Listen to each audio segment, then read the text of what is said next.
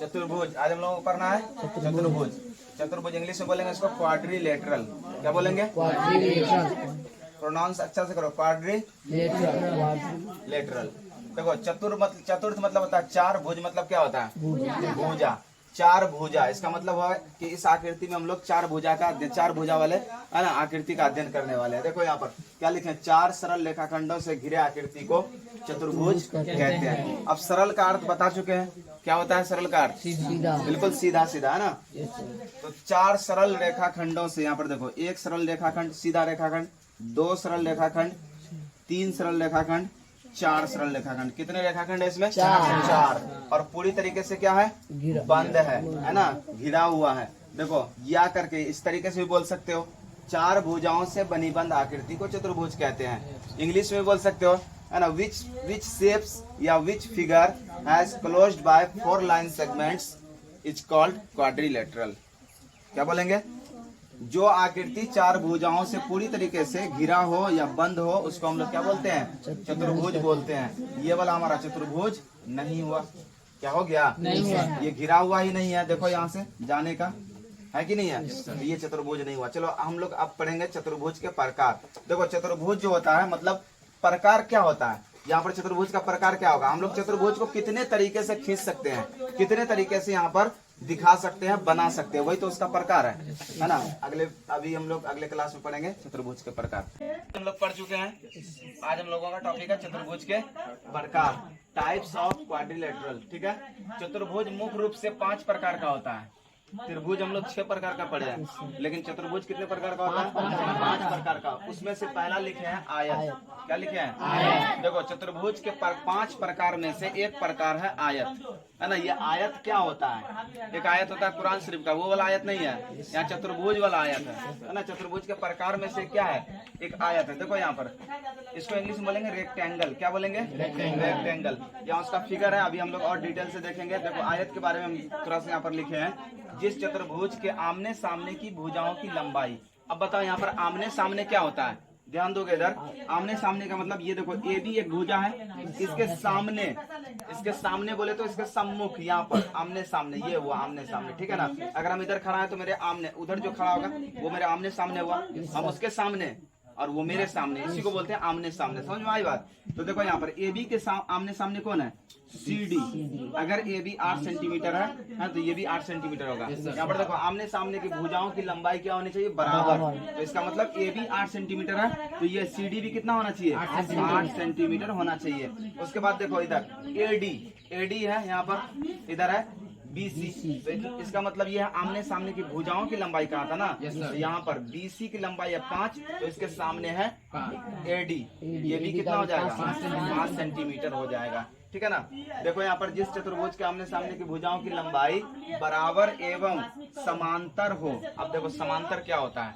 समांतर रेखा हम लोग पढ़े हैं ना। किसी तल में जब दो रेखाओं को दोनों ओर आगे बढ़ाया जाता है तो वो समान दूरी, है ना, उसके बीच का अंतर जो होता है हमेशा क्या रहता है? समान अंतर रहता है। तो इसीलिए इसका नाम पड़ गया समान अंतर रेखा, है ना। समान अंतर रहता है, जितना दूर चले जाओ। ट्रेन की पटरी देखो ना, ट्रेन की पटरी वो हमेशा एक दूसरे के समांतर रहता है। समझ गया? तो यहाँ पर देखो बराबर के साथ साथ एक कंडीशन और है, समांतर भी हो। आमने सामने की भुजा बराबर और समांतर। कहने का मतलब जब इस भुजा को हम आगे बढ़ाएंगे तो जितनी दूरी से वो आगे बढ़ेगा इतना ही दूरी से हमेशा समान अंतर रहेगा इसके बीच में, है ना। यही हुआ हमारा क्या? देखो इधर भी पीछे भी कर लो, समान अंतर मिल रहा है कि नहीं मिल रहा है? तो ये हुआ हमारा आयत। समझ गए ना। आमने सामने की भुजा बराबर भी हो और क्या हो? समान, है ना। समान अंतर से जहां तक लेके जाएंगे वहां तक जाएगा। ठीक है। अब देखो आमने सामने की भुजा इधर भी है ना, तो इसको भी हम आगे जब बढ़ाएंगे इस तरीके से डॉटेड लाइन से, तो ये भी क्या चलेगा? समान अंतर से। देख लो समान अंतर है कि नहीं है। उसके बाद एक कंडीशन और है, तथा प्रत्येक कोण कितना डिग्री होना चाहिए? 90 डिग्री हो, उसको आयत कहेंगे। आयत समझ में आया? देखो इसके 4 कोण होते हैं। आयत चतुर्भुज है तो कितने कोण होंगे? चतुर्भुज के प्रकार में से क्या है? आयत है, तो कितने कोण हो जाएगा बताओ? 4 कोण हो जाएगा, है ना। चतुर्भुज है, ये भी 90 डिग्री, ये भी 90 डिग्री और ये वाला कोण भी 90, ये वाला भी कोण कितना हो जाएगा? 90 डिग्री। ये आयत है, आयत के 4 कोण होगा, चारों का चारों कितना होगा? 90 डिग्री। देखो चतुर्भुज के प्रकार में से और हम जब आगे पढ़ेंगे वहां पर पढ़ेंगे हम लोग समांतर चतुर्भुज। क्या पढ़ेंगे? समांतर चतुर्भुज का भी वही गुण होता है, आमने सामने की भुजा बराबर और समांतर होता है। लेकिन इसका प्रत्येक कोण 90 नहीं होता। अगर प्रत्येक कोण जब ये समांतर चतुर्भुज का 90 हो जाएगा वो भी आयत बन जाएगा। समझ में आई बात? तो ये आगे हम लोग पढ़ेंगे। समझ गए? इसको समझने में किसी को दिक्कत, कोई प्रॉब्लम नहीं है? चलो ठीक है, नेक्स्ट हम लोग पढ़ेंगे इसके बाद वाला चतुर्भुज के 5 प्रकार में से आयत पढ़ लिए, इसके बाद हम लोग पढ़ेंगे। ठीक है, आयत का डिफिनेशन के बाद आता है आयत के उसके नोट पॉइंट है, कुछ गुण है, उसको हम लोग समझेंगे क्या होता है। सबसे पहले आयत किसको कहते हैं? आयत एक ऐसा चतुर्भुज होता है, चतुर्भुज के प्रकार में से एक प्रकार है जिसके आमने सामने की भुजाओं की लंबाई समान होती है। आमने सामने बोले तो ये देखो, AB के सामने क्या है? CD, और इधर AD के सामने कौन है? BC। मतलब जितना BC होगा उतना ही क्या होगा? AD होगा। उसके बाद जितना AB होगा उतना ही क्या होगा? DC या CD, है ना। तो देखो ये हमारा आयत था, और बराबर होने के साथ साथ समांतर भी होती है भुजाएं आयत की। ठीक है, इसका नोट पॉइंट जानते हैं हम लोग। आयत के आमने सामने की भुजाओं की लंबाई समान होती है। अगर आयत का डेफिनेशन याद रखना है तो उसके कुछ नोट पॉइंट याद रख लो। ठीक है, आयत को अच्छी तरीके से याद रखना है तो उसके नोट पॉइंट पर ध्यान देना होगा। आयत के आमने सामने की भुजाओं की लंबाई समान होती है, क्या नहीं होती है? इसके सामने 8 है तो इसके सामने यहाँ पर कितना होगा? 8 है भी। यहाँ पर इधर 5 है तो इसके सामने वाली भुजा इधर है, ये भी कितना है? 5 है। उसके बाद देखो दूसरा पॉइंट ये हो गया। दूसरा पॉइंट कहता है आयत के प्रत्येक कोण 90 डिग्री होता है। क्या हम लोग नहीं पढ़े थे आयत के डेफिनेशन में कि जिस चतुर्भुज के आमने सामने की भुजा बराबर और समांतर होता है, प्रत्येक कोण 90 डिग्री हो, उसको हम लोग क्या बोलते हैं? आयत बोलते हैं। इसका प्रत्येक कोण कितना डिग्री होता है? 90 डिग्री होता है। चलो ये समझ गए। उसके बाद आयत के आसन कोणों का योग 180 डिग्री होता है। उसमें आसन कोण की बात नहीं थी, नोट पॉइंट आ गया, इसमें अब पूरा क्लियर हो जाएगा। आसन कोण किसको कहते हैं? देखो आसन कोण कहते हैं, है ना, सटा हुआ कोण को। आसन का मतलब क्या होता है? संलग्न। क्या होता है? आसन। आसन का मतलब होता है संलग्न। देखो संलग्न कैसे लिखेंगे? संलग्न। संलग्न का मतलब होता है जुड़ा हुआ। क्या होता है? जुड़ा हुआ या उससे मिला हुआ। आसन कोण हम लोग पहले पढ़े थे, है ना। देखो ये इस कोण का, कोण D का आसन इधर कौन हो जाएगा? कोण C। मतलब इस रेखा पर 2 कोण बन रहा है ना, ये दोनों आसन कोण हुआ। ये D का आसन कोण C, और इधर बात करेंगे तो D का आसन कोण क्या होगा? A। तो इन दोनों को अगर जोड़ेंगे तो क्या इन दोनों का जोड़ कितना हो जाएगा? 180 नहीं होगा? फिर इधर अगर हम जोड़ते हैं ये कोण D को और कोण C को, कितना हो जाएगा? 180 डिग्री। कहने का मतलब लगातार किसी 2 कोण को जब हम जोड़ेंगे, है ना, आयत में, तो कितना आ जाना चाहिए? 180 डिग्री। अगर ऐसा नहीं हो रहा तो आयत नहीं है। समझ में आई बात? फिर इधर देखो कोण C और कोण B, इन दोनों कोणों को अगर हम कोणों का योग निकालेंगे तो कितना हो जाएगा? 180। फिर लगातार इस 2 कोण को, लगातार किसी 2 कोण को जोड़ो, है ना। अब देखो यहाँ पर 90 और यहाँ पर भी 90, एक ही रेखाखंड पर बन रहा। तो ये कोण और ये कोण आसन कोण। आसन मतलब इससे जुड़ा हुआ संलग्न कोण, है ना। तो इन दोनों का योग कितना हो जाएगा? 180 डिग्री। अब देखो कहोगे यहाँ पर ये कोण और ये कोण आसन कोण नहीं है। आसन कोण है? नहीं है। चाहे ये कोण और ये कोण आसन कोण नहीं है, ना ये कोण ना ये कोण आसन कोण है। ठीक है, ये सम्मुख कोण है। इसमें एक बात और लिखना था, सम्मुख कोण आयत के बराबर होते हैं। सम्मुख का मतलब क्या होता है? सामने। कोण A के सामने कौन है? कोण C। देखो यहाँ पर सीधा इसके सामने वाले कोण को सम्मुख बोलते हैं। ठीक है, इधर B का सम्मुख कौन है? D। और D का सम्मुख कौन होगा? B। एक दूसरे का सम्मुख है, A का C, C का A, और D का B, B का D। यहाँ पर हो जाएगा। सम्मुख कोण क्या होते हैं? हमेशा आपस में बराबर होते हैं। अगर ये 90 डिग्री है तो ये भी 90 डिग्री। आयत है तो 90 ही होगा, कम और ज्यादा होगा नहीं। समझ में आई बात? चलो ये हो गया। हम लोग आसन कोण को देख लिए। उसके बाद देखो यहाँ पर क्या कहता था? आयत के आसन कोणों का योग 180 डिग्री होता है। इसको हम लोग समझ गए ना। चलो नेक्स्ट है हमारा चौथा है आयत के विकर्णों की लंबाई समान होती है। अब देखो विकर्ण किसको कहते हैं? ये है ना, ये जानने वाली बात है। विकर्ण कहते हैं किसी भी बहुभुज, आयत ही नहीं, त्रिभुज को छोड़कर, त्रिभुज भी एक बहुभुज है, उसमें विकर्ण नहीं खींचेंगे, उसमें माध्यिका खींचा जाता है। समझ गए ना? ये आयत है हमारा। अब देखो विकर्ण कहेंगे किसको? यहाँ पर लिखे हैं विकर्णों की लंबाई समान होती है। किसमें? आयत में। आयत में विकर्णों की लंबाई। अब देखो ये A हुआ, ये B, ये C, और ये हो गया हमारा D। अब देखो सम्मुख शीर्षों को मिलाने वाली सीधी रेखाखंड को विकर्ण कहते हैं। किसी भी बहुभुज, कोई भी बहुभुज उठाओ, उसमें सम्मुख शीर्ष को मिला दो। मान लो यहाँ पर शीर्ष A है और इधर शीर्ष कौन है?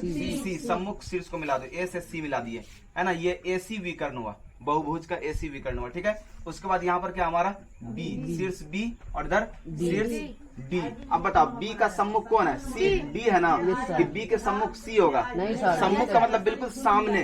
तो बताओ बी के सम्मुख कौन है? डी। तो यहाँ से बी से तुम डी तक मिला दो, ये तुम्हारा एक विकर्ण हुआ। और वो सीधा सीधा मिलाना, ऐसा नहीं कि ऐसे ऐसे मिला दिए विकर्ण हुआ, ये विकर्ण नहीं होगा, है ना। यहाँ पर इसका डिफिनेशन कहता है, हम लोग विकर्ण का परिभाषा को अगले, है ना, अगले क्लास में देखेंगे कि किसको कहते हैं विकर्ण। अभी आया था बात, तो हम विकर्ण पर बता देते हैं कि सम्मुख शीर्षों, किसी भी बहुभुज में सम्मुख शीर्षों को मिलाने वाली सीधी रेखाखंड को विकर्ण कहते हैं। क्या कहते हैं?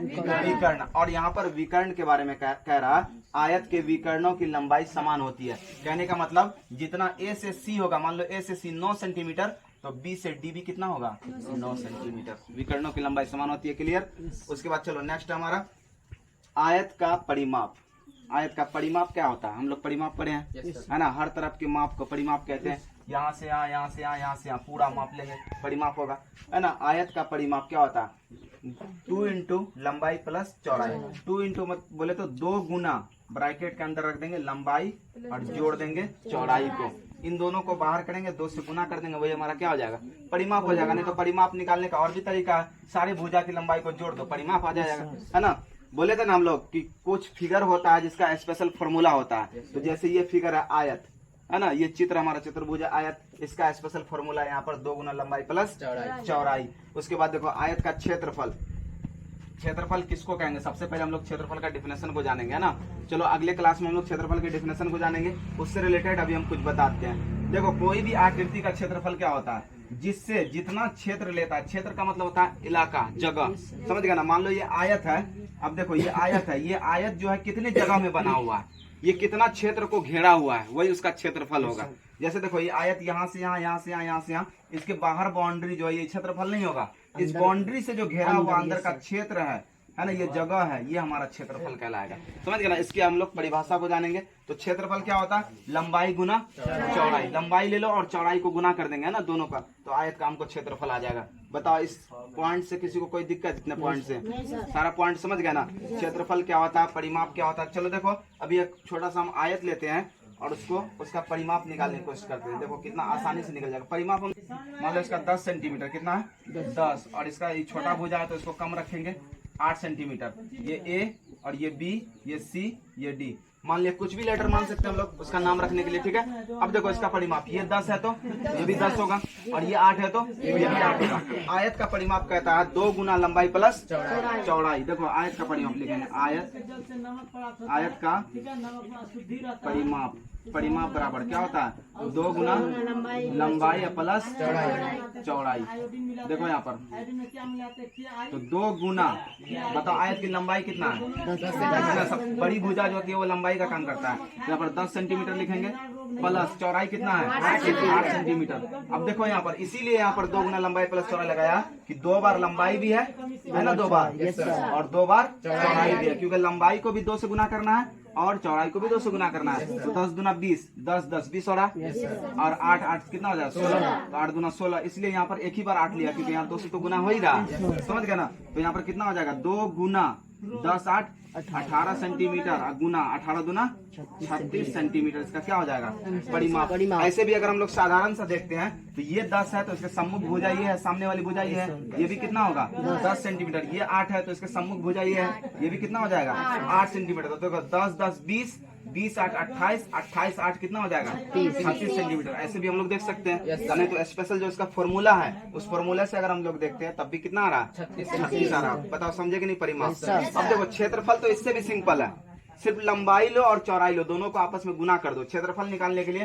देखो यहाँ पर लंबाई है और यहाँ पर क्या है? चौड़ाई। देखो 8 दाही कितना हो जाएगा? 80 सेंटीमीटर को सेंटीमीटर से गुना करेंगे तो सेंटीमीटर स्क्वायर। बताओ हम लोग पढ़े हैं, देखो यहाँ पर ध्यान देना एक थोड़ा सा, हम लोग पढ़े हैं 2 गुना 2 रहता है तो 2 का स्क्वायर लिख सकते हैं, लिख सकते हैं ना। 5 गुना 5 रहता है तो क्या लिखते हैं? 5 का स्क्वायर, है ना। ये सब पढ़े हैं हम लोग। तो यहाँ पर क्षेत्रफल अगर निकालेंगे हम लोग, क्षेत्रफल तो क्या होता है? लंबाई या गुना चौड़ाई। लंबाई कितना बताओ? 10 सेंटीमीटर गुना चौड़ाई कितना है? 8 सेंटीमीटर। कितना हो जाएगा? 8 दाही, पहले संख्या को गुना कर लिया, संख्या 8 दाही 80 सेंटीमीटर। सेंटीमीटर ये गुना नहीं होगा, है ना। ये गुना होगा, लेकिन ये क्या हो जाएगा, दोनों सेम इकाई है ना, इसका यूनिट दोनों का सेम है, तो यहाँ पर क्या होगा, सेंटीमीटर का स्क्वायर लग जाएगा। जैसे 5 गुना 5, 5 का स्क्वायर होता है। समझ में आई बात। परिमाप और क्षेत्रफल कैसे निकालेंगे, देखो अभी और इसमें बहुत सारा फॉर्मूला रह गया। विकर्ण कैसे निकालेंगे, है ना, जब लंबाई क्षेत्रफल दिया रहेगा और उसकी लंबाई क्या है निकालने के लिए, चौड़ाई दिया रहेगा, क्षेत्रफल दिया रहेगा तो लंबाई निकलेगा।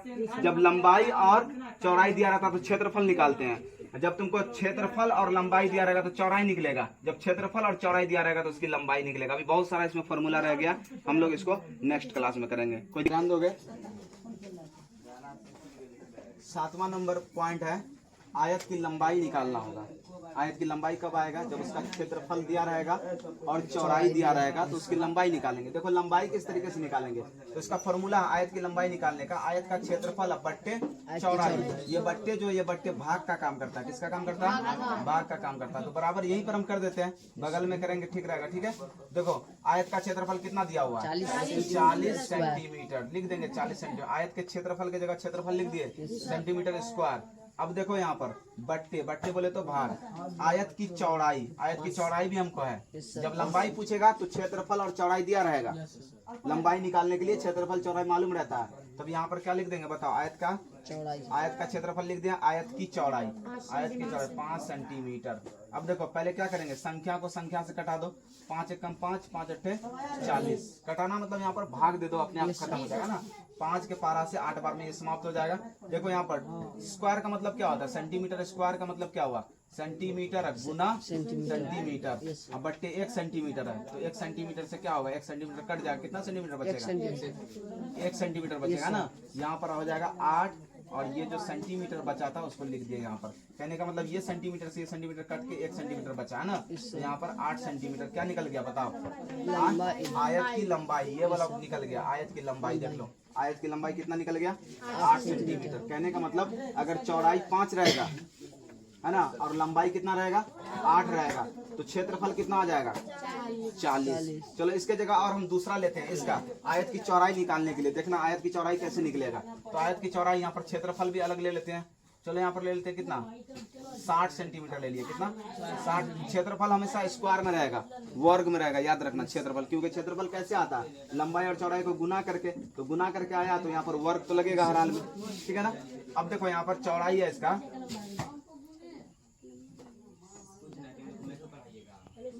चौड़ाई ले लेते हैं 5, क्या निकालना है, लंबाई निकालना है ना। चलो लंबाई ले लेते हैं कितना, 12 सेंटीमीटर।